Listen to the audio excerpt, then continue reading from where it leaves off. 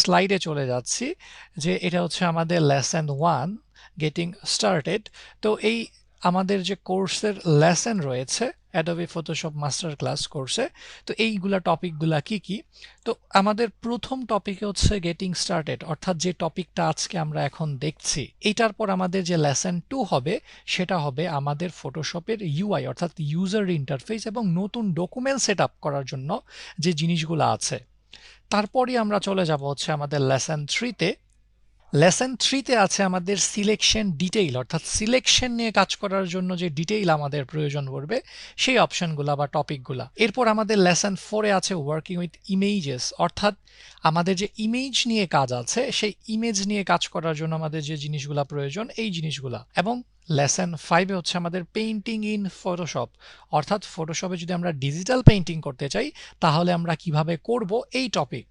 এবং এরপরই আছে আমাদের লেসন 6 হচ্ছে আমাদের ইমেজ রিটাচ অ্যান্ড অ্যাডজাস্টমেন্ট, অর্থাৎ আমরা আমাদের ইমেজের স্পট ঠিক করার জন্য এবং এটার কালারটাকে ব্যালেন্স করার জন্য কি কি অ্যাডজাস্টমেন্ট ইউজ করতে পারি এই টপিকগুলো। এরপরে আমাদের লেসন 7-এর মধ্যে আছে ওয়ার্কিং উইথ দ্য পেইন্ট টুল, অর্থাৎ পেইন্ট টুল দিয়ে আমরা কি কি কাজ করতে পারি।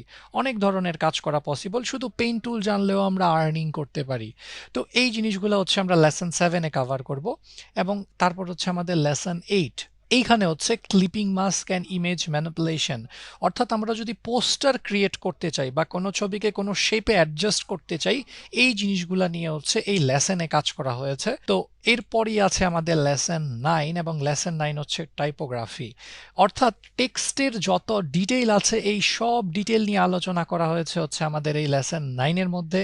এবং এরপরে আছে লেসন 10, এবং এটা হচ্ছে প্রজেক্টের ক্লাস ফেসবুক কাভার ডিজাইন, অর্থাৎ ফেসবুক কাভার কি, কোথায় আমরা ইউজ করব, এটাকে কিভাবে ডিজাইন করতে হবে এবং কিভাবে আমরা এটাকে প্রেজেন্টেশন করতে পারি, ইউজ করতে পারি, টোটাল ডিটেল নিয়ে আলাপ আলোচনা করা হয়েছে এই লেসন 10-এর মধ্যে। এবং এরপরে হচ্ছে লেসন 11, অর্থাৎ আরেকটি প্রজেক্ট বিজনেস কার্ড ডিজাইন।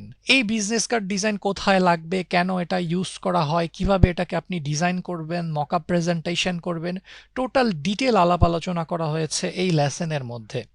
তো এরপরেই আমাদের যে টপিক আছে সেটা হচ্ছে freelancer.com, অর্থাৎ আমরা যে প্রজেক্টগুলো আগে করে এসেছি, যে কাজগুলো শিখে এসেছি, এগুলাকে এবার আমরা freelancer.com-এ অ্যাপ্লাই করব।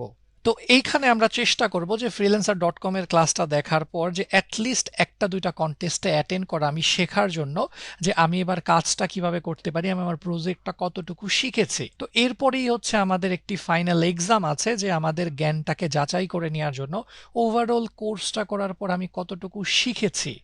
এবং টোটাল ফাইনাল এক্সামের পর একটা সাজেশন রয়েছে সবার জন্য, সেটা হচ্ছে কেরিয়ার গাইডলাইন, অর্থাৎ আমি এই কোর্সটি করার পর এইবার আমি নেক্সটে কি করতে পারি বা আমি আমার নিজেকে কিভাবে আপডেট করতে পারি এই রিলেটেড টপিক নিয়ে। তো এই হচ্ছে আমার লেসন 1-এর মধ্যে যে টপিকগুলো ছিল, টোটাল আমার কোর্সের ওভারঅল একটা জাস্ট লেসনের ওভারভিউ। আশা করি সবার এই কোর্সটি করতে ভালো লাগবে। তো আপনাদের সবার সাথে কথা হবে আবার কোর্সের বিভিন্ন টপিকের মধ্যে। সবাই ভালো থাকবেন, সুস্থ থাকবেন। পরের লেসনে দেখা হচ্ছে। Thank you.